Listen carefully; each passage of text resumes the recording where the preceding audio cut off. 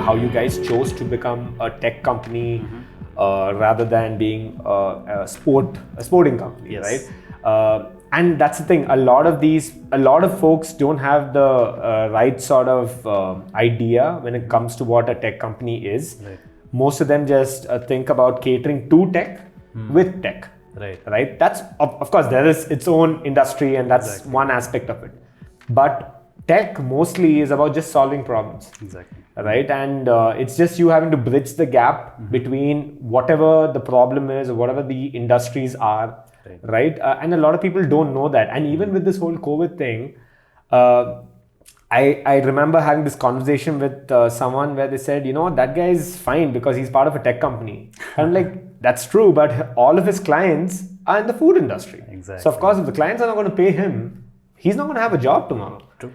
Right. So yeah, how was this whole? Were you guys always inclined to doing something on the tech side? Is it because you guys all have a tech background? I think that's been a big factor that we've out of the 5 of us, 4 of us have a tech background and we understood tech. Okay. And we the things that you are in are the things you read about also, right? So in terms of reading startup news or whatnot, it was always reading about tech startups. Okay. So we figured that, and the other factor was it was cheaper to start off a tech company. The biggest money goes out in maintaining resources. And we had these 2 kick-ass tech co-founders, so we figured they'll take care of everything.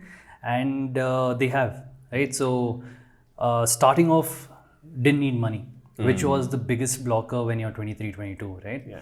So, which is I think why we chose tech, but over the years, a random idea comes up, not that we've pursued them, but we finally sort of moved away from tech also, thought about lifestyle startups, NGOs. So, those things have also come up, and though we haven't pursued it, I'm glad that we're thinking outside of tech too.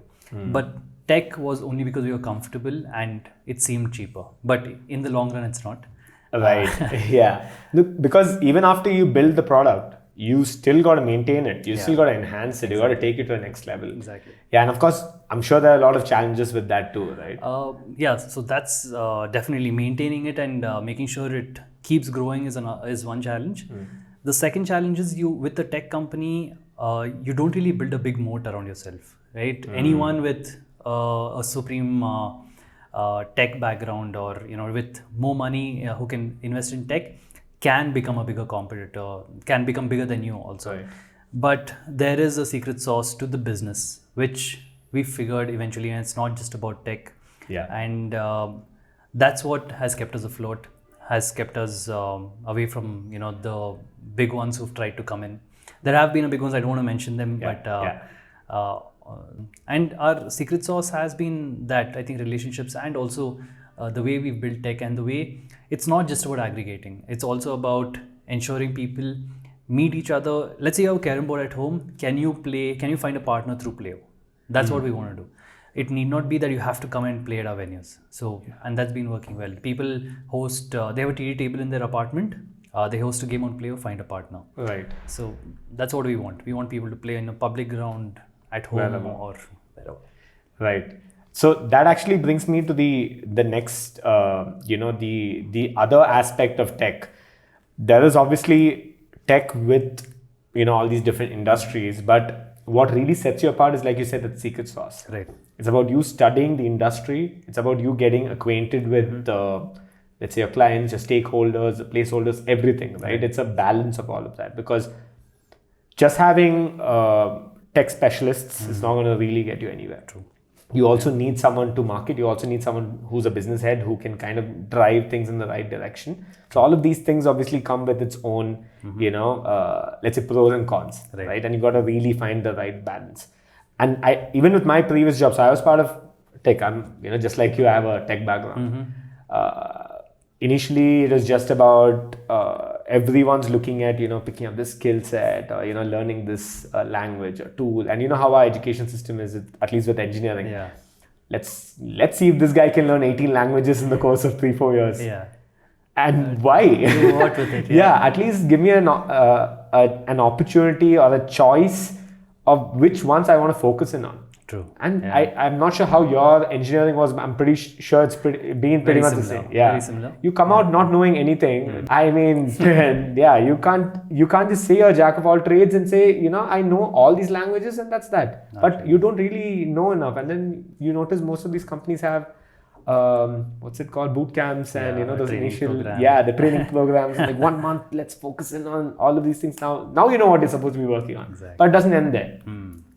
Right. So I after kind of being part of this industry for about a year or two, I realized the only way you can, you know, set yourself apart is by getting acquainted with the vertical and the industry specifically. Right. So with my clients and all of that, I became a product person and moved away from tech.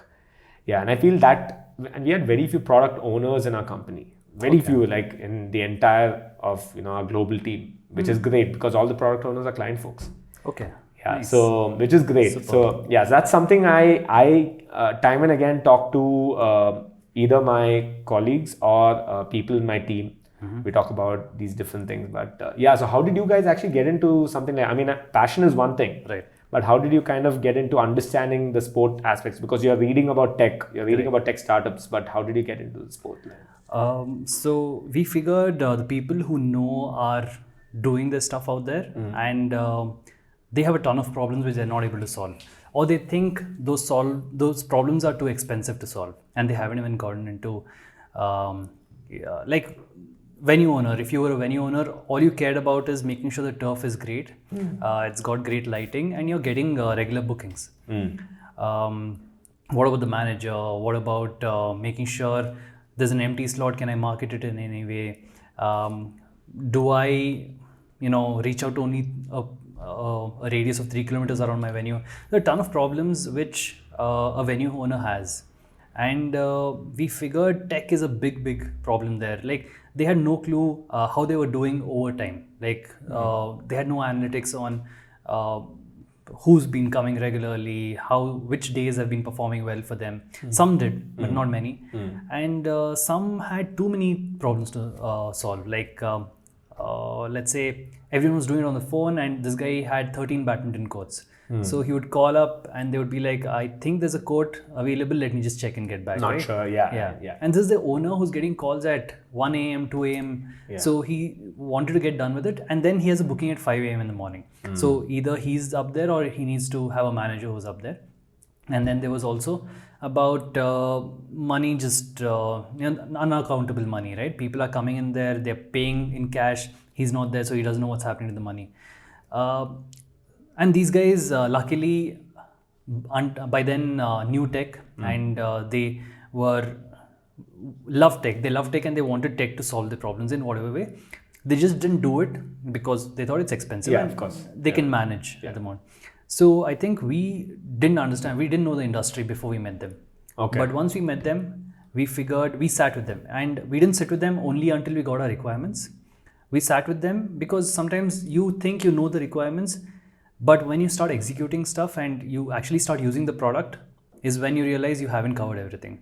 So once we gave them the final dashboard, we would sit with them. We would sit with them with their manager through the day and just see so we would ask the user for their phone number. Some weren't comfortable giving their phone numbers. Right. But we said that, no, you need an OTP. Yeah. And many people said, no, we don't want to make a booking, right? So there are a few problems that cropped up there.